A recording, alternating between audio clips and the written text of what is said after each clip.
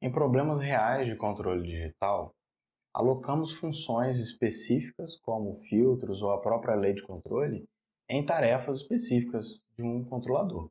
Lembrando, o controlador digital ele é um computador digital, então ele executa esses cálculos de forma sequencial. Então, o que nós vamos fazer é tentar relacionar as tarefas de controle com a forma com que o sistema operacional ele administra o recurso que ele tem, que é basicamente memória e processamento. Nós vamos fazer isso através de um exemplo simples, onde nós temos um filtro passa-baixas. Aqui vamos expressar através do acrônimo LPF, do inglês Low Pass Filter, interagindo com um controlador, uma lei de controle específica. Esse Low Pass Filter tem diversos blocos ali dentro, como soma, subtração, ganho, atraso, aquisição de sinais de barramento digital, e a lei de controle também, amostragem, conversão analógica digital, blocos de soma e ganho, né? Seria um controlador bem simples. E, obviamente, tudo isso leva tempo para ser executado. Vamos chamar, por simplicidade, a tarefa onde o filtro passa-baixa fica alocado, nós vamos chamar de tarefa A. E essa tarefa A, ela tem um período de 35 microsegundos. Um período quer dizer que a cada 35 microsegundos ela pede o processador para executar a função dela e, consequentemente, tomar novas amostras das entradas que ela tem acesso. Para executar cada um desses blocos internamente, ela leva um tempo que nós chamamos de tempo de computação, ou seja, ela tem um atraso de computação de 10 microsegundos. Isso ocorre porque ela tem 7 blocos internamente. Do primeiro ao terceiro bloco, o tempo de computação individual de cada bloco é de 2 microsegundos. E do quarto ao sétimo bloco, tem uma duração de 1 microsegundo. Então essas são as características da tarefa A. A tarefa B de controle tem um período menor de 20 microsegundos. Então, a cada 20 microsegundos ela toma novas amostras e pede o processador para iniciar seus cálculos. E os seus cálculos levam, ou seja, o tempo de computação dessa tarefa é de 5 microsegundos. Então, todos os blocos que existem aqui dentro levam 5 microsegundos para serem calculados. E todos eles, nesse caso, do primeiro ao quinto bloco, a quantidade de blocos que tem aqui dentro, todos eles levam 1 microsegundo para calcular individualmente. Por que fazemos essa menção ao tempo individual de cada bloco interno da tarefa? Simplesmente porque essa é a unidade menor de execução que nós temos. Então, uma vez que o sistema operacional começa a executar um bloco, suponha que um bloco desse seja um bloco de soma, um bloco de ganho. Ele não pode ser interrompido no meio dessa execução. Então, essa é a unidade atômica de cálculo do sistema operacional. É um bloco de fluxo de sinais.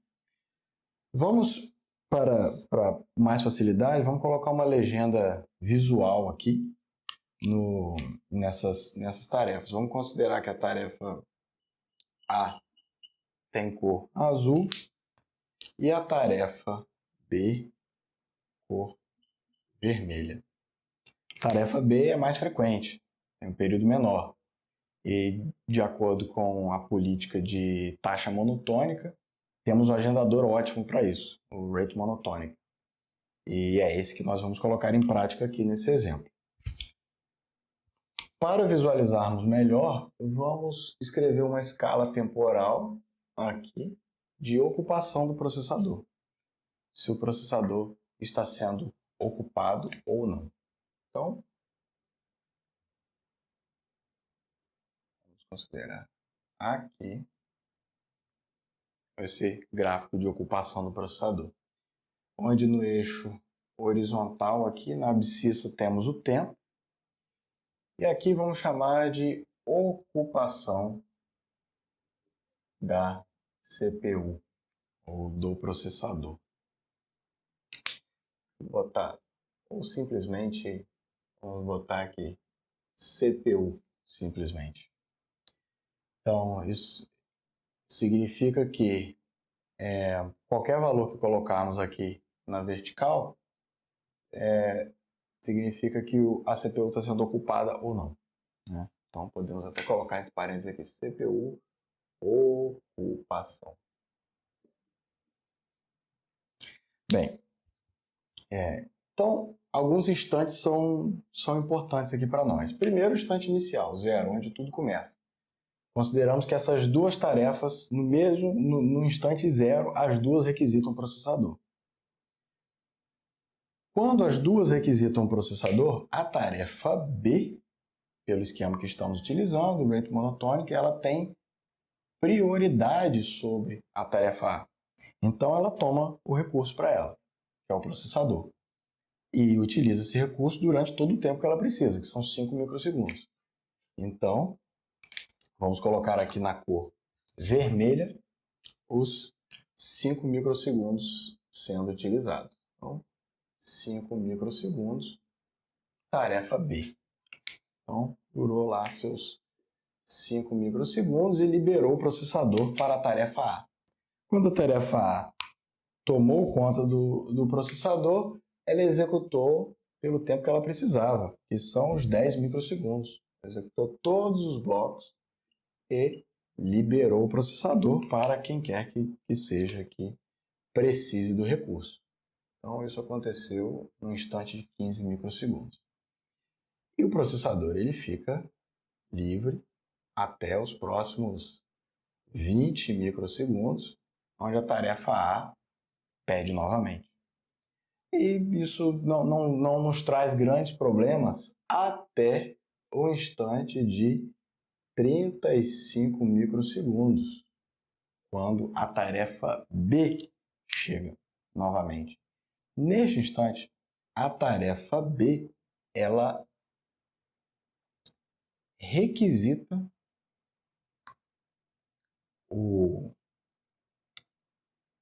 a tarefa A, desculpa, ela requisita o processador e ela precisa de começar executando o primeiro ou terceiro bloco, que levam 2 microsegundos.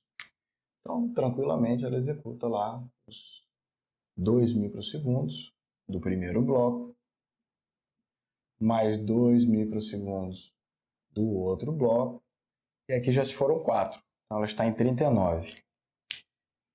Mas acontece a seguinte situação.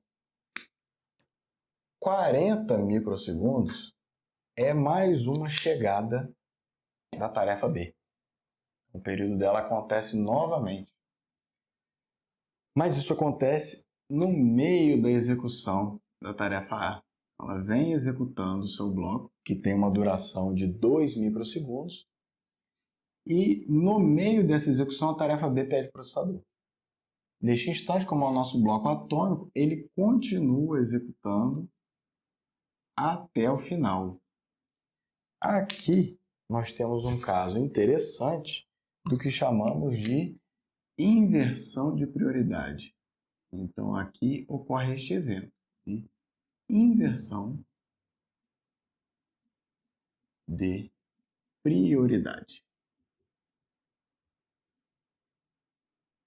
Pois a tarefa B tem prioridade sobre a tarefa A, mas quando ela chegou, ela teve que esperar a tarefa A terminar o seu cálculo. Então houve uma inversão de prioridade. Quando ela terminou, ela entregou o processador, porque a tarefa B ficou na fila de espera, E aí ela pegou o processador, calculou o tempo que ela precisava, liberou o processador novamente, e daí a tarefa A pôde finalizar a sua execução. Neste momento em que a tarefa B toma o processador, ocorre o que chamamos de preempção. Preempção. E neste momento em que a tarefa A volta a executar aquilo que ela havia começado, temos o evento de restauração de contexto.